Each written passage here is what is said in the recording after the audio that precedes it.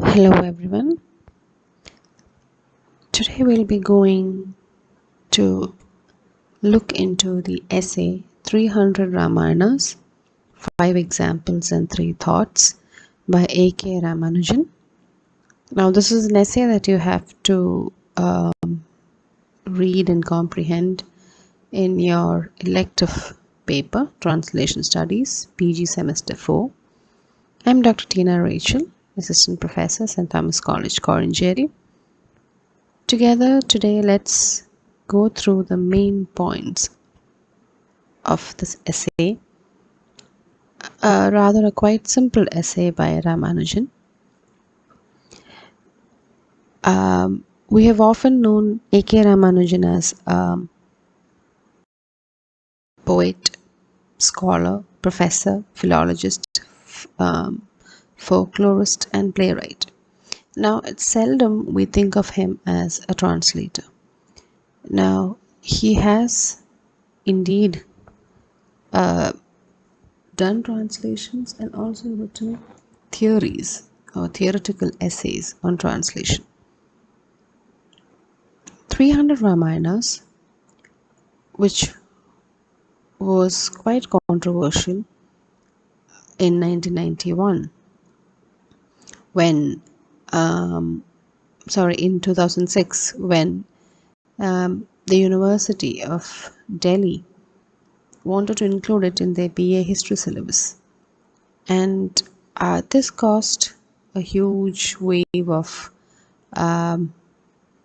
reactions, and certain religious groups came forward, filed a case saying that this essay by A.K. Ramanujan hurts the religious sentiments of certain people, and so it should not be a part of a university syllabus.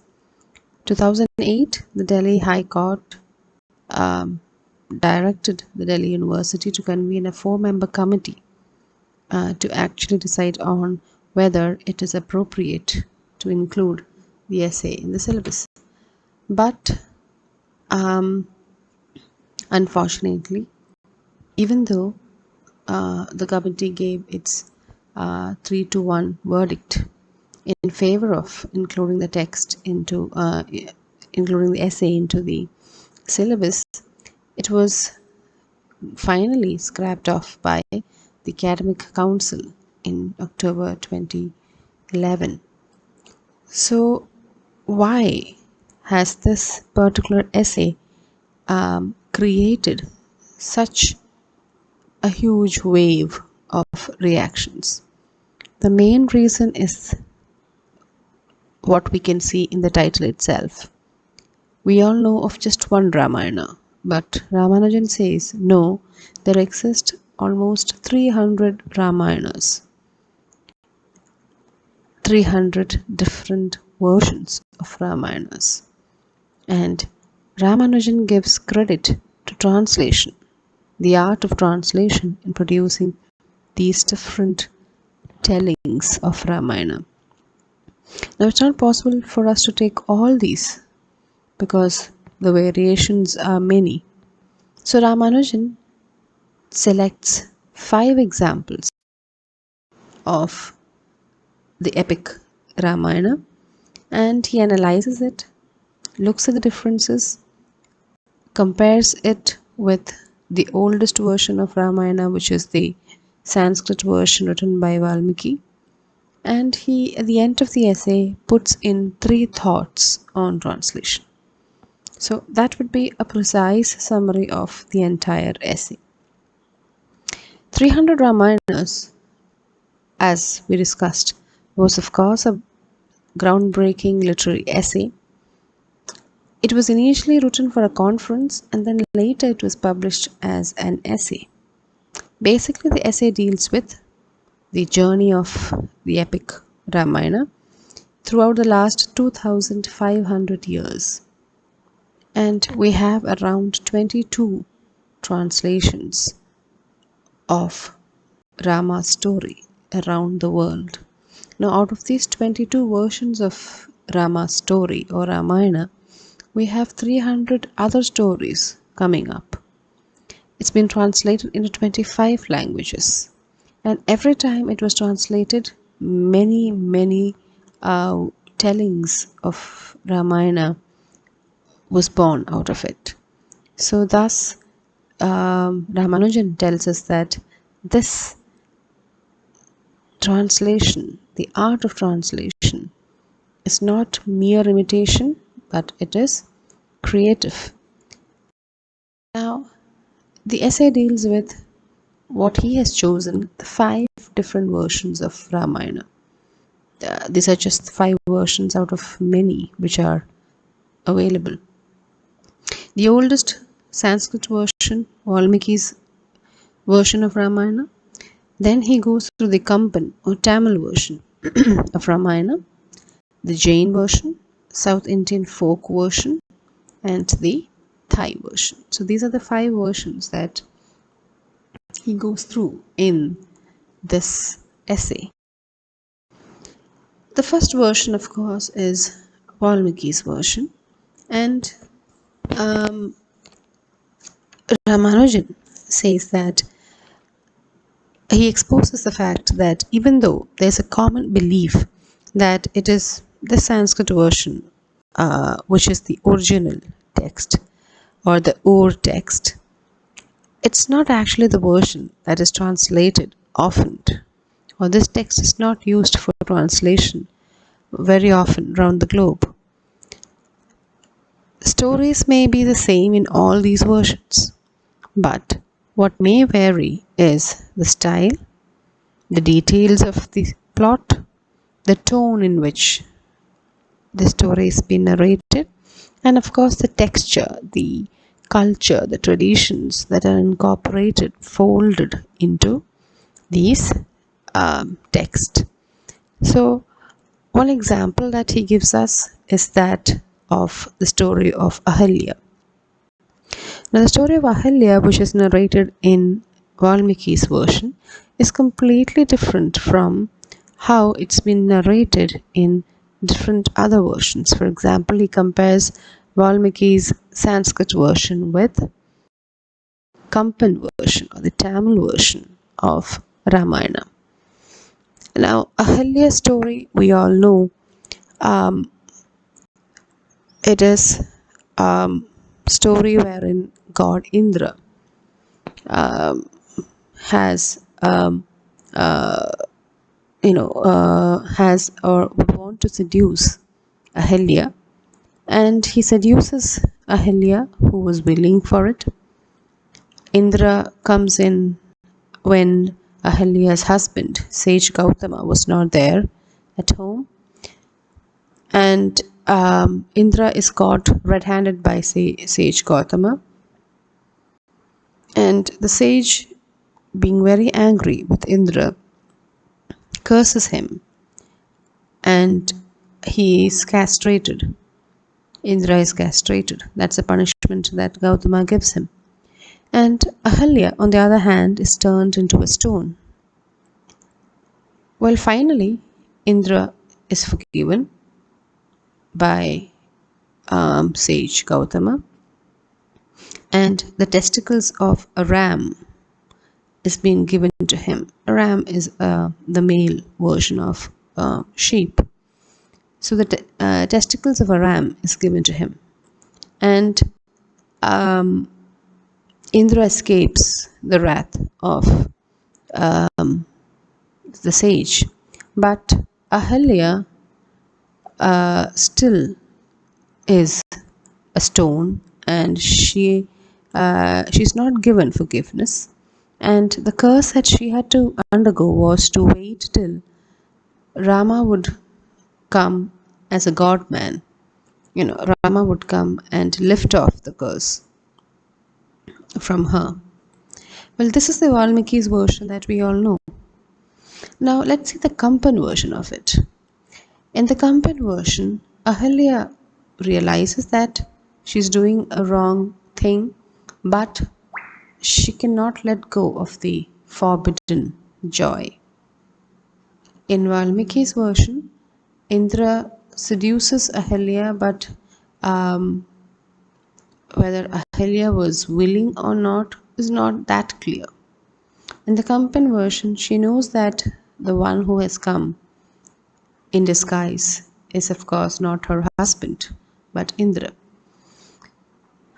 Sage Gautama comes back to the hut, sees Indra with his wife. He gets angry, and Indra is punished. Indra is covered by 1,000 Vaginas. Ahilya is turned into a stone, just like in the Valmiki's version. And finally, Indra is forgiven. The same thing happens in Valmiki's version too. Indra is forgiven, and the 1,000 Vaginas are converted into 1,000 eyes. And that is why they call him Indra, the god of 1,000 eyes, later. So, in both the versions, Ahilya is turned into a stone. She is speechless and she cannot react. In both the versions, Indra is forgiven, and Sage Gautama, compensates for the punishment that he had given to Indra. In both the versions, Rama comes as a savior. The difference is, in Valmiki's version, Rama comes as a god-man with limited powers to expel evil. Whereas in Kampan version, Rama is presented as a Tamil hero. He is presented as the god of fertility. He is given the status next to God.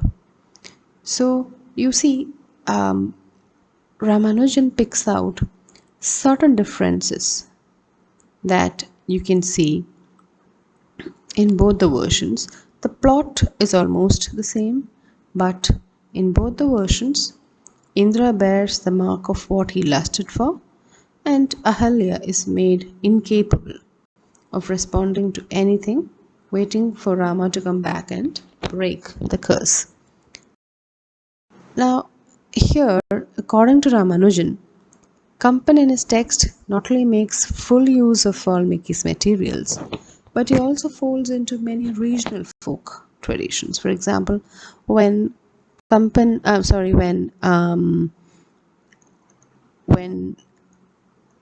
Ahalya and Indra are in the hut, and when Gautama comes back, Indra tries to escape in the form of a cat.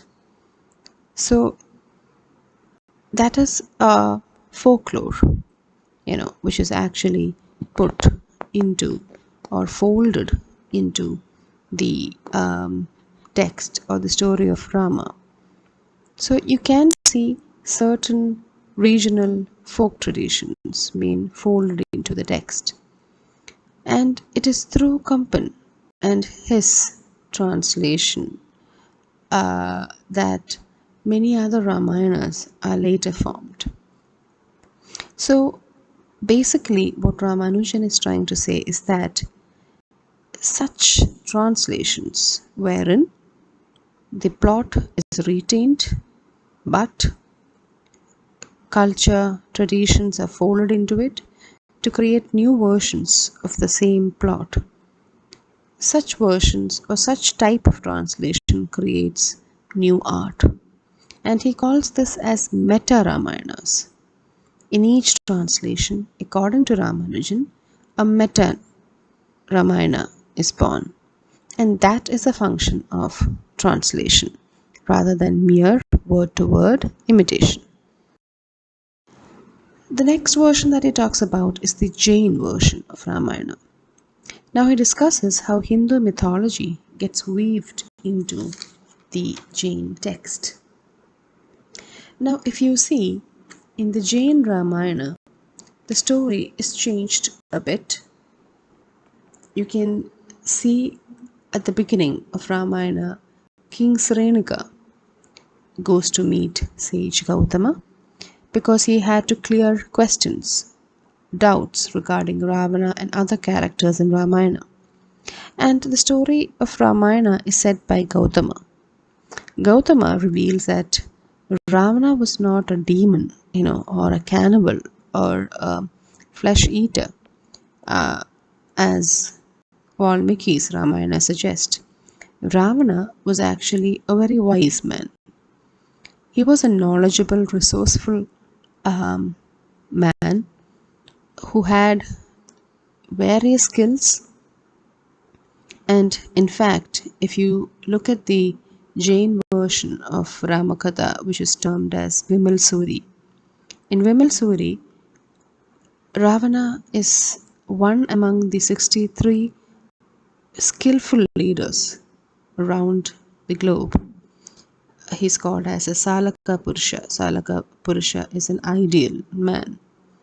But there was a tragic flaw in his nature, and that was passion for Sita, and that is what misled him. So basically, Ravana is portrayed as a tragic hero with a tragic flaw. He's not a villain, he's not a negative character, he is a tragic hero at par with Rama, or maybe a level higher than Rama. And thus, Ravana, being a tragic hero, solicits sympathy and pity from the readers. Now, another Jain version of Ramayana portrays Sita as Ravana's daughter. So now you see again how these versions turn controversial, because Sita and Rama are considered as husband and wife, whereas certain Jain versions of Ramayana shows Sita as Ravana's daughter. The South Indian folklore of Ramayana is quite different. Here we can see South Indian Ramakathas, which are born from each language into which Ramayana is translated. An apt example is that of the Kannada folklore. Now, Ramanujan says that in this folklore, Sita was born from Ravana's nostrils. Sita, thus in Kannada, means he sneezed, and that is why Ravana names his daughter Sita. So you see, if the Jain version, you could see Ravana as the father of Sita. In the Kannada version, you can see Sita as Ravana's daughter who comes out from his nostril. Thus, Valmiki's Ramayana has received a new texture as it is narrated from different perspectives, giving importance or emphasis to Sita's birth, her marriage, her abduction, her exile, and her final descent into the Mother Earth. So, the South Indian folk Ramayanas give a new texture to Valmiki's Ramayana. Different elements are given importance. Now, in the Kannada version, Sita and her different phases of life is given importance. This, according to Ramanujan, is a positive process, this type of a translation, wherein culture, tradition, linguistic features are enfolded, blended into the original text. What happens is a new Meta Ramayana is born, and each time a Meta Ramayana is born, a new creative art is born. The last version that he talks about is the Thai Ramakriti. Now, as we know, there are different telling of Ramayana that you can see in other countries outside India. Tibet, Laos, Cambodia, Thailand, Malaysia, Java, and Indonesia are such countries wherein you can find different versions of Rama's story. Now, if you see, or if you look at the Thai Ramakriti, you can see how the people of Thailand and the writers of Thailand have tried to reframe the story of Rama in different ways. Ramakayan is how they term Ramayana there. Now, in Ramakayan, you can see that The entire plot is a struggle between humans and demons. Ravana is depicted again here, just like the South Indian versions that we saw. Ravana is depicted as a man of great knowledge and skill at par with Rama, and that is why we analyze here, or Ramanujan analyzes here, that the Thai version was deeply influenced by the Tamil version or the Kampan version of Ramayana, and that is exactly why Ravana is depicted as a man of great knowledge. It is his passionate love for Sita and great courage in the Thai version is not shown as a tragic flaw, but it's shown in a positive light. So here again a meta Ramayana is born. He also notes how the Thai versions, as I said before, was greatly influenced by the Tamil Kampan version. Thus, Ramanujan tells us that the 5 examples that he has chosen to analyze in the essay, he tells the readers that 3 thoughts regarding translation has evolved from analyzing the 5 versions of Ramayana.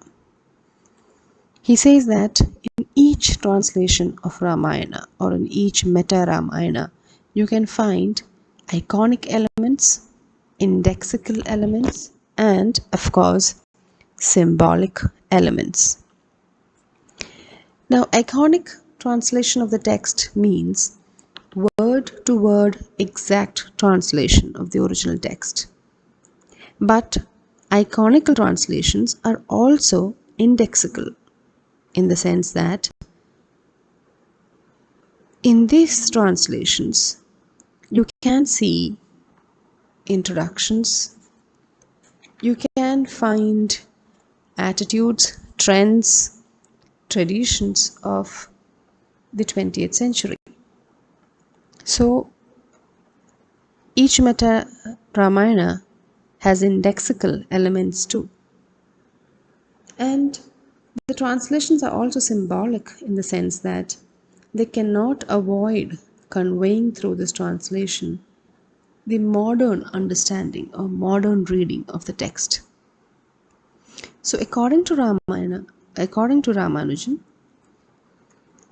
a text, a translated text, should have iconic element, a word-to-word translation from the original, indexical elements, that is the traditional and cultural blending of the source and the target text, plus it should have the symbolic elements or proper understanding or proper modern readings which should be incorporated into the translation.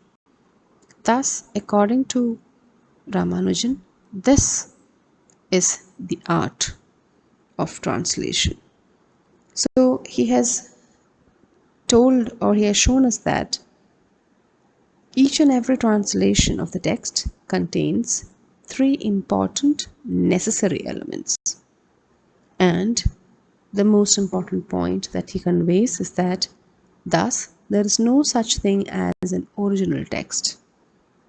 No variations or no versions of the original text. All translations of Ramayana are actually meta Ramayanas.